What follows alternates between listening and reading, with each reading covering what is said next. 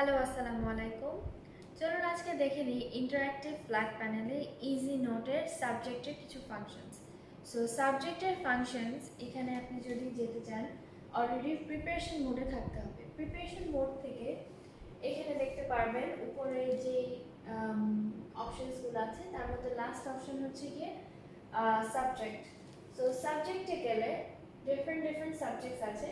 But first তিনটা যেটা হাজি, pinion and poetry, এই তিনটা আমাদের শুধুমাত্র চাইনিজ পড়ার জন্য ব্যবহার করা হয়। সো কোনো চাইনিজ ক্লাস হলে তখন এই ফাংশনসগুলো ইউজ করা হয়। কিন্তু আমরা আজকে যেটা কথা বলবো সেটা হচ্ছে জিওমেট্রি নিয়ে।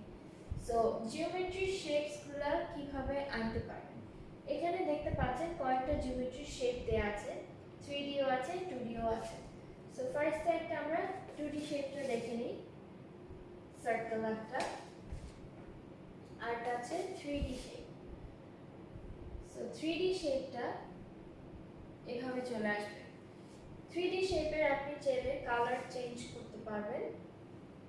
ফর এক্সাম্পল ব্লু, আমি ডিফারেন্ট বক্সে ডিফারেন্ট কালার দিয়ে দিলাম। এখন এটাকে রিসাইজ করতে পারবেন, রোটেটও করতে পারবেন। রোটেটটা ক্লিক করলে আপনি দেখতে পাচ্ছেন পুরো শেপস এন্ড সাইজেস ক্লিয়ারলি দেখা যাচ্ছে। এটাকে চাইলে আপনি এক্সপ্যান্ড করতে পারেন। ডিফারেন্ট ওয়েজ আছে যেটা এক্সপ্যান্ড করা পসিবল। তো আমি একটা ওয়েতে আপনাদেরকে দেখিয়ে দিচ্ছি যে কিভাবে এক্সপ্যান্ড করা যায়। এটাকে দেখতে পাচ্ছেন যে এক্সপ্যান্ড করা হয়েছে। এভাবে আপনার আমাদের জিওমেট্রিতে আরো কয়েকটা শেপস এন্ড সাইজেস আছে।